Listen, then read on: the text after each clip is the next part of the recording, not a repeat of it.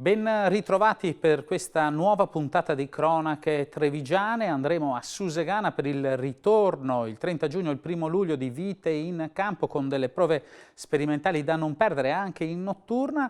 Poi andiamo in casa Coldiretti Treviso dove sono terminati i rinnovi delle cariche dei dirigenti. Ma ancora a Cadiraio si è svolta a San Polo di Piave la cena dei conferitori sotto una straordinaria bellussera. Tra poco tutto nei nostri servizi, ma vogliamo invece cominciare dall'avvio della stagione turistica balneare delle nostre spiagge del Veneto.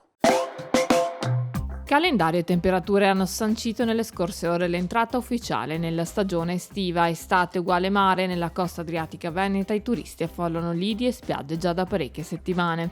E se ora a mettere i piedi nella battigia sono le famiglie, grazie anche alla sospensione dell'anno scolastico, all'avvio di stagione non sono mancati i consueti turisti europei.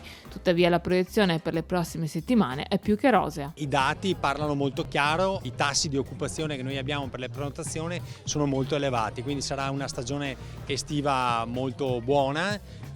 Diciamo che maggio purtroppo qualche problematica l'ha avuta legata alle piogge, ma i prossimi mesi promettono un tutto esaurito, quindi se continueremo con questo trend potremo realisticamente dire che il 2023 si chiuderà con dei numeri molto più elevati del 2022. Tuttavia le azioni da avanzare per mantenere l'attrattività del litorale veneto sono molteplici, d'obbligo quindi pensare in modo corale alla pianificazione futura. I dati sulla reputazione ci dicono che appunto il servizio, l'attenzione e la cortesia in Veneto sono considerati di alto livello. Dobbiamo migliorare su alcune questioni, tipo per esempio le strutture ricettive, le camere, l'ammodernamento delle stesse, quindi insomma abbiamo delle situazioni dove dobbiamo lavorare di più e meglio, ma gli operatori lo sanno. L'importante è avere un prodotto di qualità, delle destinazioni valide come abbiamo. Fortunatamente il Veneto da questo punto di vista offre un panorama incredibile dal mare alla montagna,